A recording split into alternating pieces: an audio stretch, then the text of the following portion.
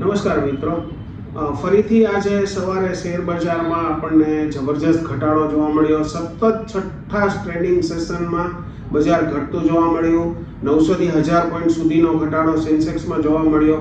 પરંતુ છેલ્લે બજારમાં 3:30 વાગે ઘણી બધી રિકવરી આપણે શેર બજારમાં સેન્સેક્સમાં જોવા મળી. સતત 6 દિવસના ઘટાડા પછી થોડુંક આપણને બપોર પછીના સેશનમાં એવું લાગ્યું કે માર્કેટ રિકવર કરતું હોય. ખાસ વાત તો એ કરવી છે કે અજેક્સ એન્જિનિયરિંગમાં જે ઓવર સબસ્ક્રિપ્શન થયું છે એ ઘણું સારું થયું છે. લોકોના મનમાં એમ હતું કે આ આઈપીઓ પૂરો ભરાશે જ નહીં. 10 લાખની એપ્લિકેશનમાં 10 લાખના શેર આવશે, 2 લાખની એપ્લિકેશનમાં 2 લાખના શેર આવશે. પરંતુ મલ્ટિપલ ટાઈમ ઓવર સબસ્ક્રાઇબ થઈ ગયો. 14.5 ગણો ક્યુઆઈપી ભરાઈ ગયો. ઓવરઓલ 10 લાખ વાળામાં પણ 2 લાખનો પણ માલ નહીં આવે. બધી અરજીઓમાં, ઘણી બધી અરજીઓમાં 10 થી 20%માં 2 લાખનો પણ માલ નહીં આવે એવી પરિસ્થિતિ થઈ ગઈ. છેલ્લી 1 કલાકમાં આપણે ગઈકાલે વાત થઈ એ પ્રમાણે બાઇંગ આપ્યું હતું. એક તબક્કે 15-17 રૂપિયા સુધી ગ્રેમાં પ્રીમિયમ એજેક્સમાં આપણને જોવા મળ્યું. ઘણા લોકોને ગઈકાલે કહીને રાખ્યું હતું કે 299 નું મેન્ડેટ, એક 299 શેરનું મેન્ડેટ એજેક્સનું નાખીને રાખે. છેલ્લી મિનિટોમાં અરજી કરવાનો મોકો મળે તો કરી શકાય.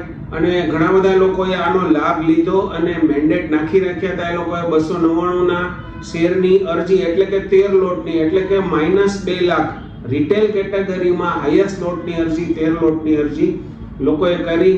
આઈપીઓ ઓવરસબસ્ક્રાઇબ થઈ ગયો. એક તબક્કે પ્રીમિયમ સારું થયું. હવે જોવાનું રહેશે એક્ઝાવેરમાં.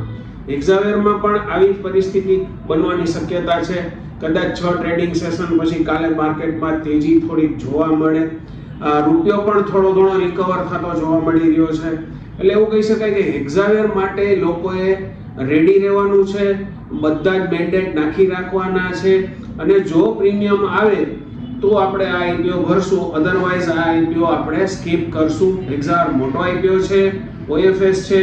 એજેક્સ એન્જિનિયરિંગ સાથે એની કમ્પેરિઝન થાય એવું નથી.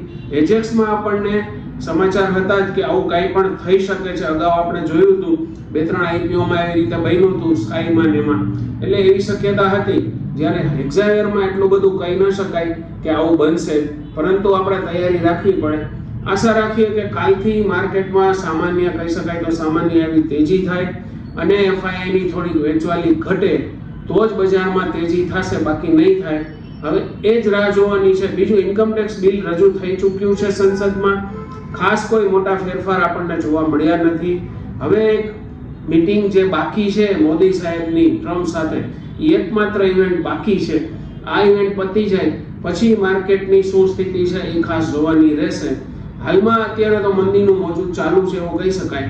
આવતીકાલથી આપણે એવી અપેક્ષા રાખીએ કે બજાર સારું થાય અને એક્ઝાવેરમાં પણ થોડું ઘણું ગ્રેમાં પ્રીમિયમ નીકળે, એક્ઝાવેર ભરાઈ જાય.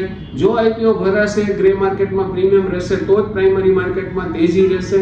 અને જો પ્રાઇમરી માર્કેટમાં તેજી રહેશે તો જ આપણા સૌરાષ્ટ્રવાસીઓ, ગુજરાતવાસીઓ, કેમ કે ગુજરાતવાસી અને સૌરાષ્ટ્રવાસીઓનું ફક્ત ને ફક્ત પ્રાઇમરી માર્કેટમાં જ રોકાણ હોય છે. સેકન્ડરી માર્કેટમાં હોય છે પણ પ્રાઇમરી માર્કેટમાં એનો રસ વધુ હોય છે અને પ્રાઇમરી માર્કેટમાં આઈપીઓ ગ્રે કરી અને લોકો કામ કરતા હોય છે. એટલે આપણે એવું ઈચ્છીએ કે એક્ઝાવેરનો આઈપીઓ પણ એજેક્સની જેમ સક્સેસ જાય. આપને જો અમારો આ વિડીયો ગમ્યો હોય તો લાઈક કરજો, શેર કરજો અને અમારી ચેનલને સબસ્ક્રાઇબ કરજો. ખાસ કરીને એ કહેવાનું છે કે ઘણા બધા લોકોએ અમારી ચેનલને સબસ્ક્રાઇબ હજુ સુધી નથી કરી, તો તમને વિનંતી છે કે અમારી ચેનલને સબસ્ક્રાઇબ કરશો.